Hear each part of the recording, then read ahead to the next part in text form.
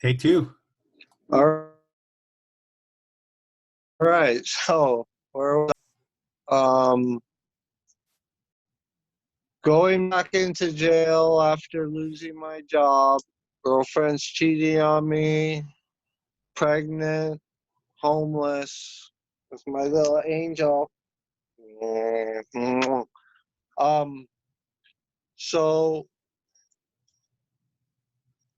same story. Basically, I come out and I don't do the right thing. I take my last paycheck. I start getting loaded again, and I hook up with her. And this would end up being our last month and a half or so we hung out with each other. I stayed on the run with her, hiding out. I was trying to figure out a way to get her to go into treatment while I was going into treatment. The stipulations by drug court was to go to off-island in-house treatment. So they were going to send me to this place called Sand Island Treatment Center on Oahu, which is actually the first program ever to be in the state of Hawaii. Started in the late 50s or 60s, I believe. It's a hardcore program. It's 2 years. Drug court people are only required to stay there 6 months. So anyways, I knew my daughter was about to be born, and I wanted to get into a shorter program, so I tried to weasel my way to do that. I got accepted to a shorter in-house program, to try and get my probation officer to buy into my bullshit, right? And the whole time I'm trying to get my girl to go into a program because she's afraid of losing our kid because she's going to be dirty. I was trying to save somebody else, and I learned the hard way that you can't save anybody. You can only save yourself, right? So at the end of that month or so, I finally turned myself in because she ended up hooking up with the guy that she was cheating on me with again. And I just knew that I couldn't put this off anymore. I had to go and do something because she wasn't going to do anything, right? I had to go and take care of business if I wanted to be a part of my child's life. Um, and ever since I was a small kid, that's all I ever wanted was to be a father, yeah, and have my own family. So that was the drive for me to make my last go at recovery, my last chance in drug court, going into an in-house program, which I hear was the hardest fucking thing in the whole state. And it was probably one of the hardest to do in our nation, even the world, I would say. I get there, and within that first 24 hours, I felt this is where whatever God is wanted me to be. I felt like that's where I was gonna make it or break it, basically. So I decided that I was gonna stay there as long as possible, past the 6 months, possibly do the whole 2 years. So work on myself. And that's basically what I did. Sand Island, for the first month, you can't leave the facility. It's treatment 7 days a week. They fucking pound the big book into you. All of the staff members are people that have went through the program and graduated. So they're all addicts, just like all the clients, right? It's a very powerful program. It's not real cushy cush kind, you know what I mean? You have the bare minimum, and that's fine. And there's like almost 200 rules or something that you could get kicked out for. And Sand Island is also known as like the last house on the block before going back and doing prison time or death, pretty much. Uh, let's see. There's usually about 100 male clients and about 30 female clients, and there's no interaction between the two sexes allowed at all. You could get kicked out for staring at a girl too long. You know what I mean? So it's a pretty hardcore program. Like, there's a bunch of these recovery houses and whatever that requested to follow me on Instagram, and I've taken a look at what they have to offer. And like I was telling you before, whatever anybody does or however they find their way to the path of recovery is great. But like, I look at these recovery houses and programs that follow me, I'm like, wow, that looks really nice. They got like pools and really good food and nice rooms and massages and all this therapy, where Sand Island was like the correct response from a client to a fucking staff member is, you got it. Like, if you bitch about shit, there's guys that tell, basically you take your feelings and you shove them up your ass. It's very much behavioral modification. You know what I mean? With everything grounded in the 12 steps of Alcoholics Anonymous. So for 9 months, I did intensive there. Like I said, treatment 7 days a week. During that time, I found out my daughter was born. She was only 3 pounds when she was born. She was born 6 weeks early. Her retinas weren't attached. And my girl had left her at the hospital because she knew that she was going to lose her anyway. So my daughter has never known her real mother at all, ever.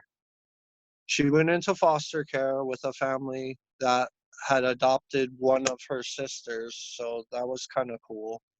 She was with some sort of family, and these people really did love my daughter. Hi. um, and Abby. yes, you are Addie. In 2017, the end of February, we'll go see grandma and get some food then. Go, baby, go.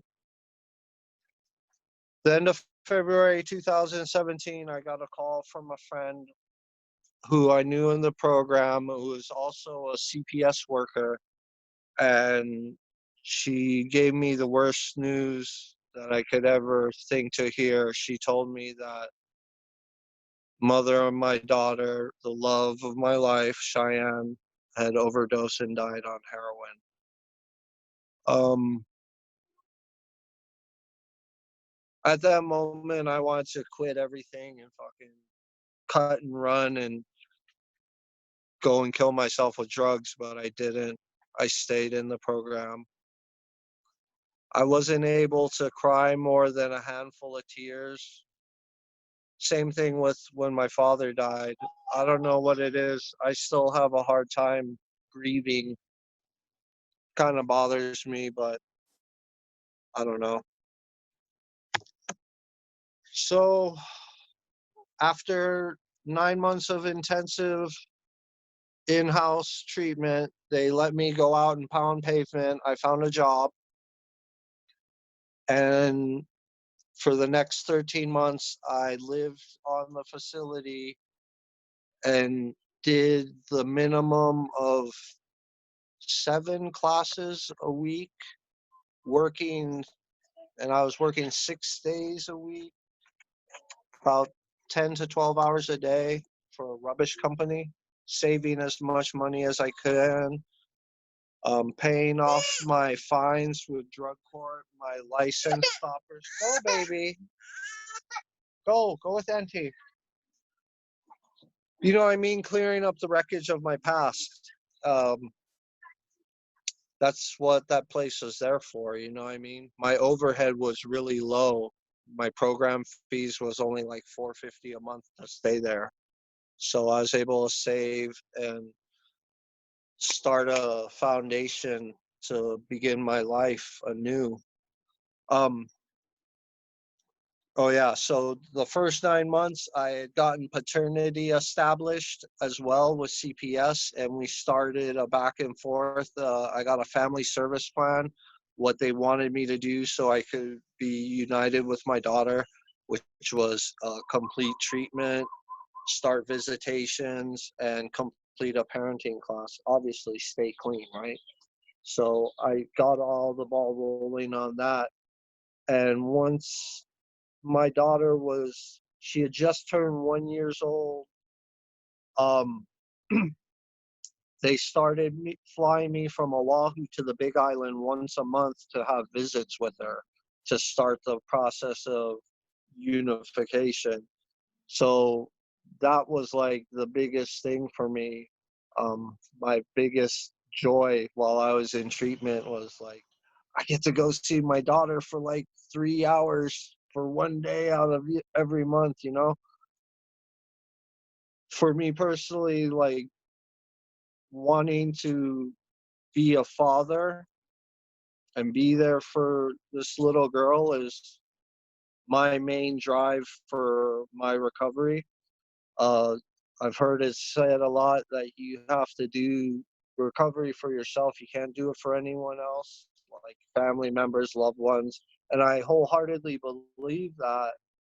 I do this for me so I can be there for her because she deserves it. And I say this all the time too. My life isn't mine, it belongs to that little girl. So that's like the main thing that keeps me on a day to day clean. Yeah. She's my wallpaper on my phone. She's my notification tone. I hear her go, Daddy, Daddy, Daddy, Daddy, every time something pops up, you know what I mean, notification wise. So I stayed at Staten Island 22 months. I came home with almost 9 grand. I paid off most of my license stoppers and fines and fees and everything. I was still in drug court for like another month or two. And then I was able to make graduation. So I graduated drug court. When I came home, I went back to work at the job that I was working at before I screwed everything up a couple years prior, which is the newspaper company on the island. Um, I'm working there still now. I work on a printing press. I print the two newspapers for the Big Island. I don't get paid much, but I like the job. Hopefully, I'll get paid more. The benefits are pretty good, though. So, get back over here, start going to meetings again, do a little bit more step work. I get a couple of guys that ask me to be their sponsor. So I do that and I tell them, look, I can only tell you what works for me and what I do, and the rest is up to you. And so far, one of the guys has gone back out, screwed up, but he's back on the path and he chose a different sponsor. And the other guy is still doing well and he's been clean probably like 8 months now or something. Um, yeah, and once I came, once I started doing the visits, I connected with my ex's family for the first time. Cheyenne had two other daughters from different men that aren't really around. So my daughter has three sisters total. She lives with two of them, 13 and 8, and they live with the grandma. She owns a restaurant in Honolulu. which I work at part-time. This is actually the dining area that you see me, the back of the restaurant, but we're not open. We're only doing takeout at the moment. Yeah. What else? What else? What else? While I was at Staten Island, I started working out on a regular basis, like 4 or 5 times a week at least, and that has been a huge coping mechanism for me. It's like my meditation. I don't have the patience to sit there and try to out, but like I find when I'm lifting that I zone out and calm myself, and like I get all wound up if I don't get my endorphin kick on these days. It's kind of weird, but it's a healthy outlet, you know what I mean? Instead of getting loaded, I go and stay fit. It's also a thing that has me keep making goals. I'm trying to get bigger and lift more, and I enjoy watching my body change. I've always been the skinny, lanky kid growing up, and especially as a drug addict, I was skin and bones. Now I'm, I like to say, I'm all curvy and voluptuous. But yeah, so like I like to work out. I work all the time because I don't get paid much. That's why I work at the restaurant and the newspaper, just trying to get everything together, and work out, and spend time with my daughter.